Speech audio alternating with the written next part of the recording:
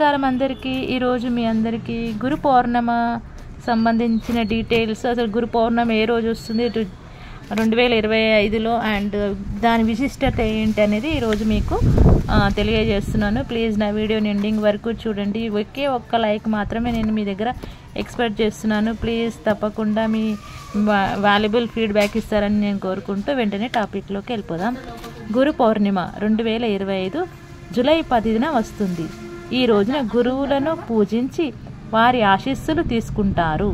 ఇది ఆషాఢ మాసంలో వచ్చే పౌర్ణమి రోజున జరుపుకుంటారు. ఈ రోజున వేదవ్యాసుడు జన్మించాడని, అందుకే దీనిని వ్యాస పూర్ణిమ అని కూడా అంటారు. గురు పౌర్ణమ విశిష్టత. గురు పౌర్ణిమ అనేది గురువులను స్మరించుకునే పవిత్రమైన రోజు. ఈ రోజున గురువులకు కృతజ్ఞతలు తెలుపుతూ వారిని పూజించి కానుకలు సమర్పిస్తారు. గురువులు తమ శిష్యులకు జ్ఞానాన్ని, మార్గదర్శకత్వాన్ని అందించి వారి జీవితాలను ఉన్నతంగా తీర్చిదిద్దుతారు. గురు పౌర్ణమి రోజున గురువులను పూజించడం వలన ఆనందం, జ్ఞానం, శాంతి లభిస్తాయని నమ్ముతారు. బౌద్ధ మతంలో కూడా ఈ రోజుకు ప్రాముఖ్యత ఉంది. గౌతమ బుద్ధుడు తన మొదటి ఉపన్యాసం సారనాథ్లో ఈ రోజునే ఇచ్చాడని నమ్ముతారు. అలాగే జైన మతంలో కూడా గురు పౌర్ణమి రోజున తీర్థంకాలను స్మరించుకుంటారు. గురు పౌర్ణమి రోజున ఏం చేయాలి?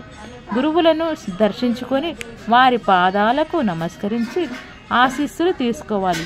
గురు పూజ చేయాలి అంటే గురువుల చిత్రపటాలకు పూలమాలలు వేసి హారతులు ఇవ్వాలి. గురువులకు ఇచ్చిన కానుకలు సమర్పించాలి. గురువుల గురించి ఉపన్యాసాలు, ప్రసంగాలు విని వారి బోధనలను గుర్తు చేసుకోవాలి. గురువుల పట్ల భక్తి, విధేయత కలిగి ఉండాలి. మంచి పనులు చేసి ఇతరులకు సహాయం చేయాలి.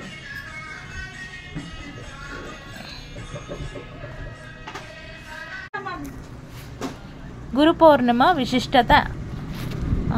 ఆషాఢ మాసంలో ప్రతి ఏడాది మనం గురు పౌర్ణమిని జరుపుకుంటాం. అయితే గురు పౌర్ణమి వెనుక అనేక గొప్ప ఆచారాలు, సంప్రదాయాలు దాగి ఉన్నాయి.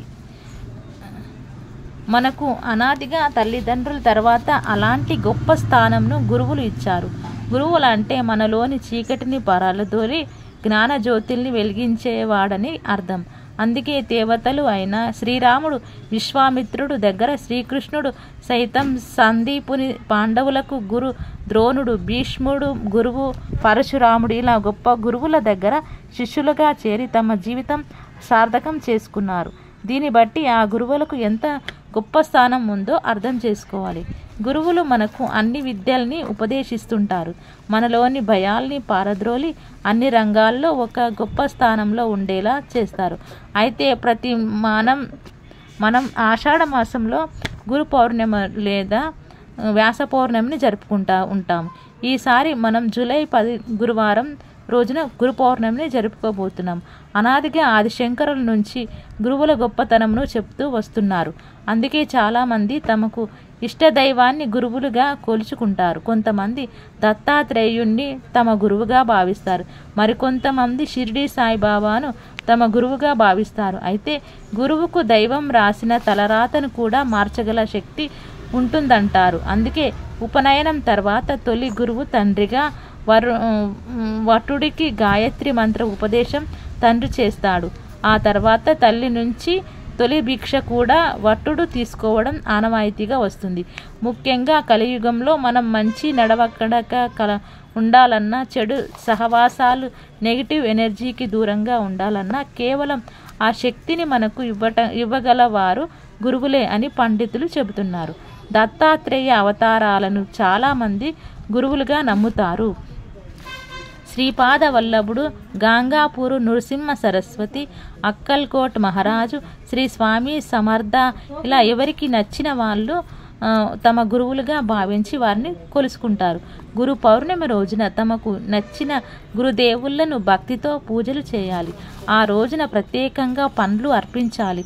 మనల్ని సమాజంలో మంచి స్థానంలో నిలబెట్టిన గురువులను లేదా టీచర్లను ఆ రోజును స్మరించుకొని వారిని గౌరవించుకోవాలి.